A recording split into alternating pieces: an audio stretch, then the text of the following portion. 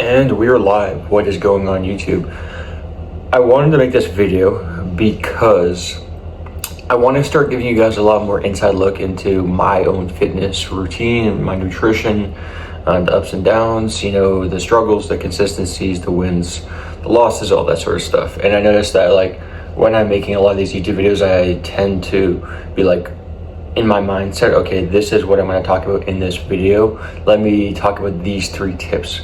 But I figure nowadays, as I'm switching up my content, I'm getting a different feel for what I like to post, and also posting the type of content I like to consume. I want to give you guys kind of a vlog style, of what I'm doing in my day in life, nutrition, ups and downs, struggles, like I said, all that. So first and foremost, I have my coffee right here. I just ate my first meal of the day.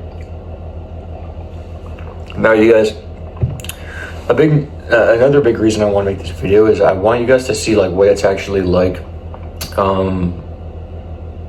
to succeed with fitness and achieving your physique, and also how it doesn't have to be as difficult as a lot of you guys make it seem.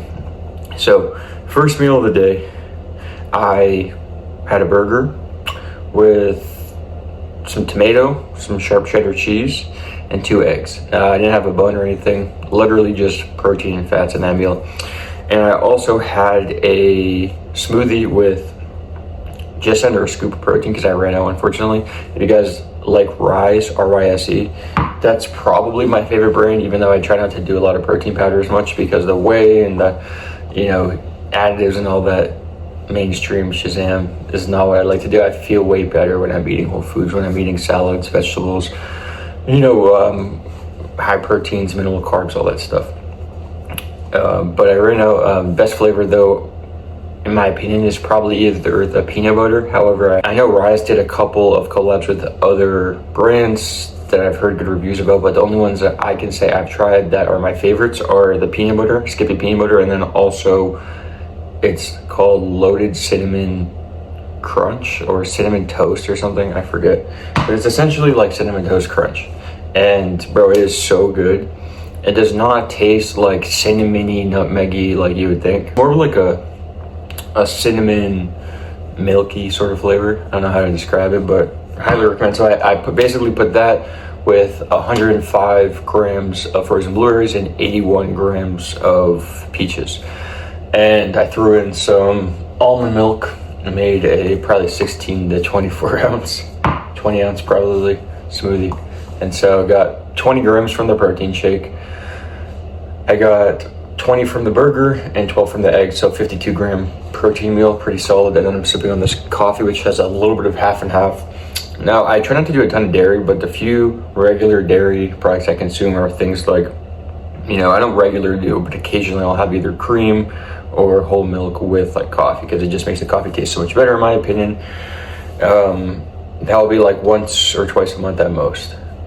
The other dairy I like to eat a lot of, unfortunately, is cheese. Cheese is just one of those things where I have a love-hate relationship with it. Sometimes I'm oh, I don't want any cheese for a long time. Other times I'm oh, it's so good. All this stuff, there's a couple low-fat, low-calorie cheeses that are good. I just don't like bland food, that's the thing. Cheese is one of the few things where at least it's not high in carbs, and the fats, maybe it's not the best for digestion and everything to go with a dairy product, but I like it. So yeah, you guys, kind of what I'm doing right now is I'm in the process of getting leaner, maintaining as much muscle as possible. I did a mini cut maybe about 8 weeks ago. I dropped about 27 pounds. Yeah, I dropped 27 pounds, and I put some of that back on. Not all in fat, of course, a lot of it was muscle mass. My focus was to get myself really lean and then start to fill my food back up, because I was getting I think I was under 180 pounds, you guys, and I'm 6'2", so I relatively, on average, my maintenance weight, if I want to maintain a 10 to 12% body fat, I'm usually around the 200 mark, maybe 205. Right now I'm a lot heavier than that. I got down to, like I said, 179. I slowly brought my weight back up to the 200 mark range over the next few weeks. A lot of which, of course, was water retention, water weight. So probably 8 pounds or so, 9 pounds of that was from water. And my weight right now, you guys, is like literally like 215 again, I think. Like, it's just so funny. Like, my weight just fluctuates so fast, but it's because of what I was doing with my nutrition. So let me explain. I had a period of time where I was sick, maybe around Thanksgiving time in November, right? So I stopped eating a lot of food throughout the day because my throat hurt so bad. I didn't have a big appetite, things like that. And I was still exercising every day, weight training. I was still going to the gym, and I was doing cardio, and I was noticing like I don't really have much of an appetite. After 4 or 5 days, I realized like, wow, my weight has dropped like 7 pounds because I haven't really been eating much. I was just eating one meal a day in the evening time, which would be like maybe 500 to 1,000 calories. Some days I probably ate a ton of food. Other days I didn't eat a ton. But anyways, my only meal was like that evening time. This was back in November again, Thanksgiving going into the early December, right? And I essentially, got used to that kind of, and I was already doing my cardio, and I was noticing I had felt so light, so clear, so mentally focused, no brain fog, anything like that. So I was also doing like 45 to 60 minutes a day and like 5-6 days a week on the treadmill or the Stairmaster, burning 700-800 calories. So it's very easy to drop weight that fast. That being said, I dropped 27 pounds within 5.5 weeks. Now I started to step off the cardio. Like, I'm still doing it, and I did realize like I can't get away with not doing much cardio. Like, some people, they don't have to do much cardio and they get lean. For me, I can be that type of person, but I need to have primed my metabolism, primed my body fat and my physique to then be able to be like, okay, these next 3-4 months I'm not going to do much cardio, but my nutrition is pretty dialed in, and I can still go out and eat a little bit once in a while. I'm not really going to get affected, right?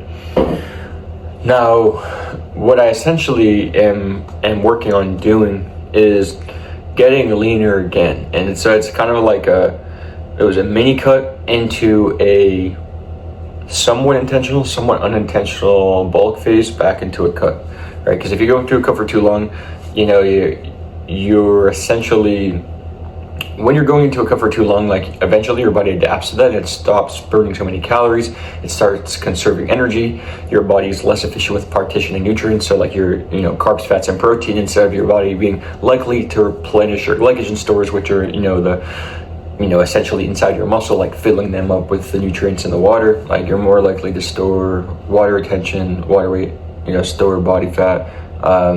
Your hormones aren't going to be as good if your calories are low for too long. So that's why I like to do kind of like a cycling approach. Now, I've essentially gotten into this nice rhythmic, intuitive carb cycling that I've been doing over the years, and I wasn't really conscious about it for many years because I just thought like, okay, well, I'm dialed in 80% of the time, the other 20% I'm not dialed in, so it kind of balances out, right? Which the ratios are more like 95-5. It's like 95% I'm extremely locked in, cardio, training, recovery, everything's on point, working out 2, sometimes 3 times a day, every day of the week, like going crazy, extremely lean, extremely strong, extremely mobile, feeling healthy. And then there might be like the other like 5 to 10% of the time, where I'm like in the gym every day still, most days, but I'm kind of like just messing around in there. I'm not really doing any cardio. My nutrition is crazy. I'm drinking alcohol, I'm eating a bunch of junk food, a bunch of sweets. Like, that is how I kind of eat, like, grew up, I guess, right? It would be like grind, and then it's like the saying of like, work hard, play hard. Is like, okay, I'm working hard as heck during the week and even most weekends, and I'm in the gym. So then once in a while, when I want to have fun or want to like eat off plan, like, I'm literally going crazy, right? Now, I didn't realize until probably a couple of years ago that was actually a carb cycling method, and that's why it was working so well. Essentially, with a carb cycling method, what it means is, the downfall to being like fully low carb or keto, or being high medium carb, there's like pros and cons, right? High carb is great because it's like you're gonna build tons of muscle, but also if you're not, taking doing consistent cuts, your insulin sensitivity eventually will start to just not be as efficient, and you're going to gain more fat over time, even if it's a slow, gradual thing. I've seen a lot of people do it where, they're 8 to 10% body fat. They don't really change much, and also that's what they say, but over the next 2, 3, 4 years, they're just a little bit less sharp than they used to, and it's because they've kept themselves, there's a variety of factors, but a big reason is they've kept themselves in this mid to high carb sort of approach for so long. when you deprive yourself of carbs, your insulin sensitivity gets on point, and now your body has to essentially say, okay, we don't have any carbs coming in, like we need to, pull energy from somewhere. Now, if you're eating too much protein, the protein will be converted into what's called, I want to say it's called neogenesis, or gluconeogenesis. Essentially, it's when protein gets converted into carbohydrates, and those amino acids which are getting broken down instead turn into carbohydrates, right? So if you're pulling your carbs or diminishing them a ton, but your protein is extremely high, the benefit is, and upside is, if you need carbs for recovery, for slow, steady state energy during your training, your body's going to pull it from the excess protein. But if you haven't overconsumed and you've gotten enough quality protein but not too much, because a lot of people think like more protein better, which isn't always the case. If you've gotten that on par, then most likely what's going to happen is your body's going to pull from either fat stores, or it's going to pull from amino acids and like essentially the protein in your muscles, right? But if your protein is sufficient, then it's more often than not going to pull from fat, only if you're in a calorie deficit, of course. Now, the reason I bring all that up is some people are on that side where they eat mid to high carbs and they feel great, they look great, they're super lean. But most of the people I know that have those extremely high carb days, they also have times where they're in extreme deficits and they are cycling whether they know it or not, whether it's every 3-4 months, every 4 or 6 weeks, whatever. Now, the other side of people are people that have extremely low carbs all the time. Now, the benefit to that is your body will, if you get into ketosis, which essentially is roughly under 20 carbohydrates, although your body, it really depends, it's not a set in stone number, like your body can get to ketosis. I've heard of people even in like 100 carbs a day, they're still in ketosis. Ketosis is essentially instead of your body burning glucose, which is the sugar that comes from either the carbs you're eating, or pulling from the carbs you're eating, right, or the carbs you have stored in you. If your body's not getting fed carbs, then it's going to start to tap into your body fat stores, which is where your body's tapping into ketones. Now, ketones essentially is when you're in ketosis, again, your carbs are that low. Most people do need to be under the 20 mark from what I've seen, what I've heard, from things I've read, things I've looked into.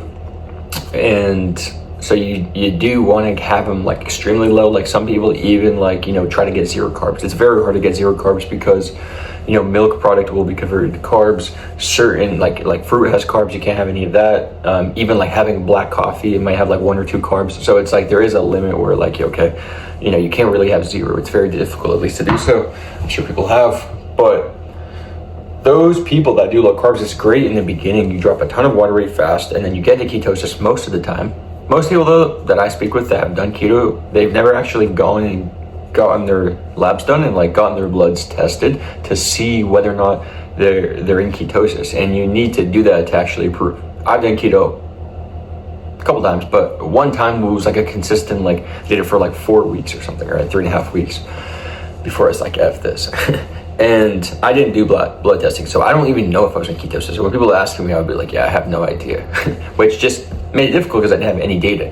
But the benefit to it is I wasn't doing it to see, am I 100% going to be in ketosis? It wasn't anti-carbs. I was still eating 1 or 2, carb sources a day. I might have something that has 8 grams of carbs, a glass of milk, and that's my carbs for the day. But I wasn't doing it for being ketosis. I wanted to see how I felt with a lower carb diet in general, and if I happen to be keto, great, But people that do that for too long, the thing that happens is your body needs carbohydrates to thrive, right, and to grow new lean muscle tissue.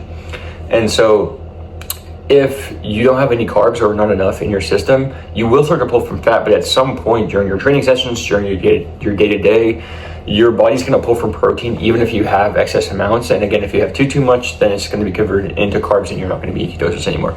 So the reason that keto doesn't work for too long is because it really shuts your metabolism down. Your metabolism is built, essentially think of your metabolism as a fireplace or a furnace, right? And the carbohydrates, which break down into glucose in your bloodstream, that is like throwing coal in that fire. It's going to light it up, the fire is going to flame. Being your metabolism, you're going to burn more calories at rest. During the day, you're going to be naturally way leaner. You're going to be able to eat a lot more food and stay just as lean. Like you could probably eat an extra couple hundred calories as your metabolism has been more efficient. And hey, how the heck is this guy eating 3,400 calories a day and he's getting in, you know, a bunch of like processed foods and sugars, but he's hitting his protein target? How is he way leaner and more jacked than me, who's eating 2,100 calories and I'm very strict? Well, it's because the carbohydrates and all the sugars are fueling the growth, especially the quality carbohydrates, you know, because not all carbs are created equal. You know, it's science is science, but quality carbohydrates, fruits, potatoes, rice, all that stuff, even dairy, I would say is your best bet. But those guys, what tend to happen is now, because their furnace isn't lighting as, you know, as much, and they don't have as much heat essentially, guess what happens? The fire starts to dwindle down and dwindle down and dwindle down, and because of that, it's not producing as much heat, right? And I hope you understand and appreciate this analogy, but just like this guy's fire or furnace that is depleting heat over time and not producing as much energy, right? Because heat is energy, right? It's not keeping him as warm. It's the same thing with his metabolism. His metabolism is shutting down, burning fewer and fewer calories every single day. His workouts, he's basically breaking down protein from his current muscle and using that as energy to fuel the training session or to recover, because he doesn't have enough carbs in the system or any at all. And so it's just one of those things where if you're going to do keto or low carb, in my opinion, I would just suggest, yeah, try it for sure. But maybe don't take the extreme of going entirely into ketosis. Maybe, hey, I'm going to see how I feel with less carbs. I'm going to see how I feel with no carbs a couple days. But doing it months on end, it's very unsustainable. And if you do it sustainably, that's great. There are ways to do it. But it's just one of those things where like it's going to destroy your physique. It's going to show your metabolism down. You're going to have, like when I did keto, I was literally having no carbs. But tell me why, I was still overeating food. Like not the entire time, of course, but for certain periods of me doing keto, I still had cravings. I still felt super hungry. If anything, I felt more hungry and more cravings, and I was eating tons of carbohydrates to try to fill me up. Because the thing about carbohydrates, it also stores water when you consume them. So you're gonna feel a lot more like bloated, and you don't wanna feel bloated all the time. But if you're eating one meal a day that kind of gets you bloated, or kind of even just like extra full, essentially, you're not gonna have a lot of cravings. You're not gonna feel like eating more food. But if you're eating lean protein all the time, you know, even if you're eating like fats, like you're not going to really feel like, oh, because the fat takes a long time to break down into your bloodstream and actually like be digested. And that protein, you know, when you're eating lean protein, you're going to feel extremely lean and light afterwards, right? So I think it's just good that when you go into it, you know that, okay, like this is a tool I can use, but let me try it, right? And then let me try something different. Stay consistent with one thing before you switch. Don't think this is like the end all be all. Like keto doesn't solve all your problems, you know, and if you want to have like vascularity, right? You want to have like muscle that actually pops. That's what you need carbs for. You know, the less carbs you have in your system, and especially when you pull carbs, guess what happens? All of my muscle, right? It depletes water weight. The veins go away. I'm not as lean, not as shredded. I don't look as big. I look smaller. Now I have like a skinnier fat look, or skinny fat-ish look. Like you don't want that, right? So basically what I'm doing is I'm carb cycling now. With carb cycling, of course, I'm having ups and downs. Like, you know, yesterday I had under 200 grams of carbs, which is not that much. And it's also, I could have gone all day with no carbs. I realized at like 6 p.m. that I was like at like 60 grams of carbs all day. And the only carbs came from like carbs I ate early in the morning, ironically. I usually don't eat carbs in the morning. But you will notice after doing a couple days of low carb, like you don't really, like after like you get out of the habit of eating all this junk food, all these like sweets, it's usually a processed food that has high carbs that leads to these feelings. But you know, when you get out of that process, you do start to realize that you don't really crave food. You want to get tons of carbs in because it's going to help you replenish and grow new muscle. And if you don't have enough carbs in post-workout, you know, within that window of say like 24 or 48 hours, like that next day, if your body's not supplied with that, it's not going to grow new tissue, right? Simple as that. So what I kind of do is I'll cycle through, you know, like yesterday I had very low carbs. That's kind of what I do some days. It's not super sustainable all the time, but if you do some sort of carb cycling approach, what you can do essentially is you can do 1 or 2 or 3 days where your calories are really high. Now, like obviously you need to be in a deficit too to be burning fat, but you can have your calories, you know, once you have an idea of like how much you should be eating, or you can just obviously test, right? You can just start eating a fixed number of calories, roughly give or take, across the week, and then see, did I gain any weight? Okay, no. So like that means that this is my maintenance, right? Let's say you lost weight. Okay, this is being a deficit already. You gained weight. Okay, it could be a variety of factors, but most likely you were eating too much, right? Do it again 1 more week, right? And then you can just like draw back some food, increase some food, vice versa. And you guys don't have to be perfect with it. It's just like get a gauge, get some sort of like general scope, like an eyeball, and you'll be able to understand like what it's like. I track my food now because I realized that I was in a cut and I wasn't tracking anything, and I made tons of progress.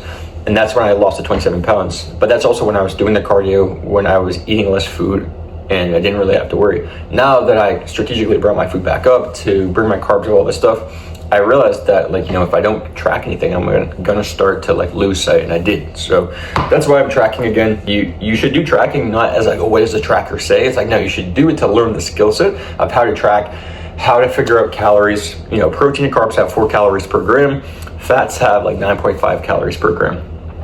So when you understand how to do it, then you can go in to a place at a restaurant, for example. Once you learn all these things, and it's very simple, you can implement them in your daily life, and then you don't have to worry about tracking food. And I've had people in the past that are hey, what should I eat when I go to this restaurant? And I'm well, dude, what do you think you should eat? What are we regularly eating on plan? What foods do you respond well with? Oh, this tortilla meal is not something that I have to check with my coach on, should I eat it, should I not? It's no, dude, it is literally white tortilla, flour, maybe, 50 grams of carbs or whatever, maybe 40 grams of carbs, and then it's 8 ounces of grilled chicken. It says it in the description at the menu. Now I know, oh, that's a perfect meal. I don't even need to ask my coach.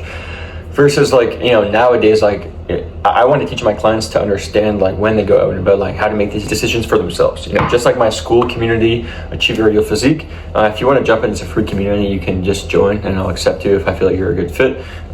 There's where all my courses and all my modules and everything are built out for my one-on-one students. It's the only thing that is a premium added for my one-on-one clients that is also given to the public for free, because people don't follow free stuff on the internet. Even though all the sauce is in there and you can get insane results from following that course and taking action, tons of free resources, tons of meal plans, tons of exercise demos, everything you need, a whole library, but people still won't use it. So that's why I decided to make it free, because to be transparent, a lot of my one-on-one students don't use it as much as they do focus on showing up on the coaching calls, asking questions, following the program, and following the guidelines. But that is free information out there that if you guys want, you can go and check it out. Achieve Your Ideal Physique, or just type in my name on School, SKOOL. I'm actually making a new course on carb cycling specifically. So if you guys are interested in that, or you want to hear about the other stuff, going pain, building muscle, keeping yourself lean, preventing cravings, blood sugar issues, staying healthy long-term, staying consistent, having the right mindset, grocery shopping, alcohol, sweets, junk, all that stuff. It's literally all in the course. So yeah, not to go too off topic, if you bring your calories down fast, you're going to see fast progress. It's just going to be one of those things where you're probably going to trigger some sort of cravings, or oh, I need to stop. This is mentally exhausting, and then go back to the opposite side of eating tons of food, eating junk food, all this stuff. So it's better to find somewhere in the middle towards that extreme zone, but not too extreme where you burn out, right? So yeah, these next couple days I'm not doing many carbs. For breakfast, like I said, I had literally no carbs besides, I guess I had the fruit, right? So I probably got 25 grams of carbs, give or take, from those peaches and blueberries, and that's about 100 calories, simple math. So that is what I had today. I'm gonna have probably either one small meal before my workout of carbs, and then a small one later, or I might just skip the carbs and then just later in the evening have a somewhat medium-sized carb meal. And I'll just do this for the next 2-3 days, and I guarantee you I will look in the mirror and I will see, wow, I'm way more freaking shredded, I'm way more peeled. I have literal fish gills, my obliques, my serratus anterior, which is basically wraps around your rib cage. This is where your lat is, and your serratus anterior kind of wraps into here. So when you get lean enough, you start seeing that, you start going like this in the mirror, you start seeing lat definition going into serratus anterior, into showing your rib cage. You can get a vacuum going where you inhale your lower stomach. That's also very good for your core, strengthening that and getting yourself to not be always just bloated and sitting with your stomach out like most people do. When you start to practice your vacuum pose, even if you're not ever planning on stepping on stage, I don't even compete, right? But I've learned that doing this is great because it actually trains your deep core muscles, right? And when you think about it, most people are sitting all day with their stomach sticking out. You just want to be relatively lean, and you're at the beach, you're in the mirror with your shirt off at the gym, whatever, and you're just standing there. Now you look bloated. Now you have to like suck your stomach in and flex to show your abs even visibly, right? When you get to a point where you're doing vacuums, you're constantly expanding your rib cage, getting more oxygen in there. And that's going to help your upper chest, your like shoulder blades, your scapula, all this upper structure. Your rib cage will show more, right? It will give an appearance that you have essentially like a bigger shelf. I know that sounds funny, but like a bigger upper shelf. And then your waist will come kind of in down with this like cave sort of thing, where it's like your waist comes in, like, you know, your abdomen is there, and that will naturally start to happen even without you flexing, just because you've been training it. You know, just like how when you do a lat pull down, you get your lats pumped up. Eventually you get to a point you're big and jacked, you know, you don't have to flex your lats. It looks like you're doing that pose just from sitting there. Same sort of thing. So working these in will help for sure, and it also will, when you get lean enough, show tons of definition. So it's just cool when you have an approach that works. As you guys know, I'm very specific with who I work with, and I kind of capped everybody off, meaning like I capped off taking on new clients for the next few months because I was pretty just content with the guys I'm working with. Now, I love helping new guys, so if you guys do want you know, some sort of one-on-one help, or if you want to see if I can help you literally transform your freaking life, physique, the potential you have, just go to JStroudFit on Instagram and message me the word YouTube, or just send me a voice audio and be like, yo brother, I saw your video, I want to get locked in, and we can transform your fucking life. But before we do that, you have to make sure, you know, you're serious about this. If you're just messing around, you just want to say what's up, like, that's cool, man, I'll say what's up. But you know, I'm here to help people get results, and a lot of people on social media tend to think of you as like buddy with you if you're nice with them, right? Versus like my clients, the guys that get the best fucking results, are the ones that treat me with respect and authority, and I treat them the same way. They're grown men, I'm a grown man, and they have families, they have kids, and they're not here to fucking waste my time, and I'm not here to fucking waste theirs. They get good fucking results, and they come to me for help, and I give them assistance, and then we correct and tweak things. We see where there's missing gaps, things that they're not following through with, or things about the plan that maybe could be tuned, and they fucking make amazing results. People that have limiting beliefs that come to me, they're like, oh, I'll never lose the weight. It's like, bro, you're right. You're fucking never gonna lose the weight. Now, people that come to me that say, damn, man, I've been trying for so long, I know it's possible. I've seen other people that are overweight. I've seen people make transformations. I know it's possible. Those are the people that are like, I'm stuck, I just need help, like I'm willing to do what it is. They get the fucking results.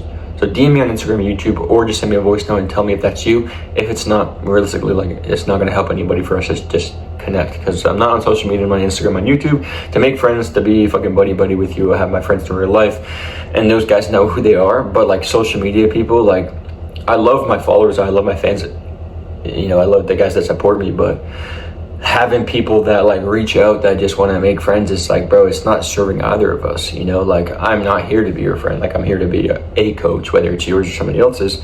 And you know, the more that people mentally masturbate and, you know, kind of tell themselves, oh, this is gonna be nice to, like, you know, think about losing 30 pounds, but they don't ever take any action, they're stuck in the same spot 2.5 years later, like, you know, it doesn't help, right? I'd rather have you just use that time that you're messaging me to freaking go do the work, bro. Find some other guy that can freaking give you the cheat code formula, which doesn't exist. Now, obviously there's strategy, right? Like carb cycling is one that fucking works. Hypertrophy, there are approaches that work, there are strategies that work. The 6-pillar framework that I use, and my 3-part carb cycling method that I use with my one-on-one tier inner circle clients, these are the strategies that work for them and get them results, is what I'm saying. So there's definitely easy ways to do it, but this is not easy. It's not like, hey, just walk in the park, like I'm just gonna go to the gym 3 times a week and like be inside this guy's training program, like on the inside, but like not do anything and then expect to fucking see results. Like, it doesn't work like that, bro. Life doesn't hand you shit. But if you really want it and you're serious, again, just message me YouTube, send me a voice audio, or if that's not you and you're just here watching and supporting, I appreciate the fuck out of you. You're the man. And I'm gonna sip on this coffee and then we'll end the video.